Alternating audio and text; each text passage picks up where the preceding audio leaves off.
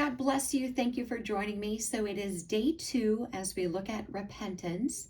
So yesterday we saw this example of Esau and Jacob, and we saw that Jacob was bowing down before Esau. We also saw the story in First Chronicles of King David, and he needed to build an altar and get the land, and he would not take it. He knew it had to cost something. And so today we're going to look at some additional scriptures in Ezra and Joel, etc. So in Ezra 9, there is this denunciation of the mixed marriages. So in 9 verse 2, it says this: Then they have taken some of their daughters as wives for themselves and for their sons. Thus the holy seed has mixed itself with the people of the lands, and in this faithlessness the officials, the leaders, have led the way.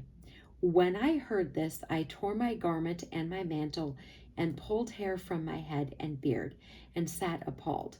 Then all who trembled at the words of the Lord, of the God of Israel, because the faithlessness of the returned exiles, gathered around me while I sat appalled until the evening sacrifice.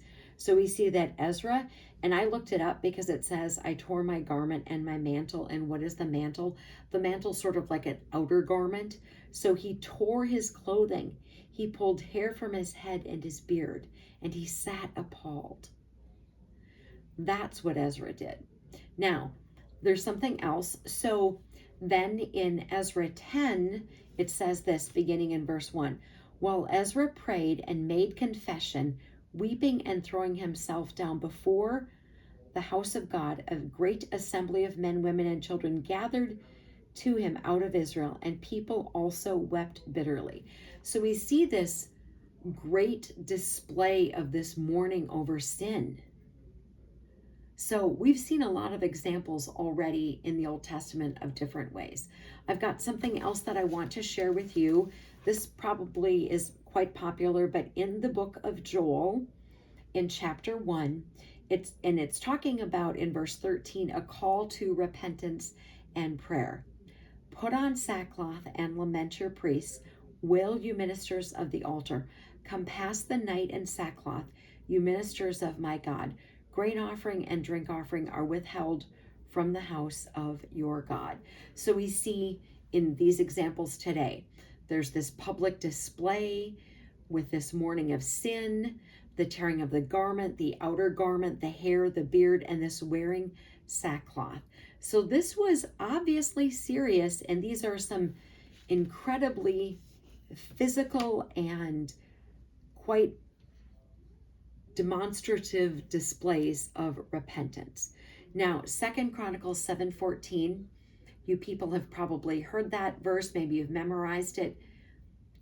If my people who are called by my name will humble themselves and will pray and seek my face and turn from their evil ways, then I myself shall hear from heaven and forgive their sins and heal their land.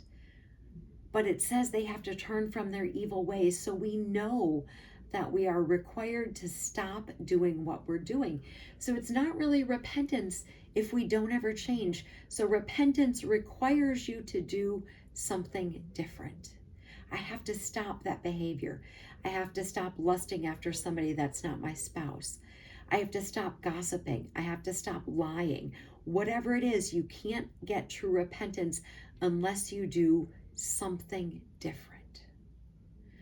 All right, so those are the Old Testament examples that I wanted to share with you on our day 2 of repentance. Please join me again tomorrow. Armor up, we ride at dawn. May God bless you as always. Have a great day.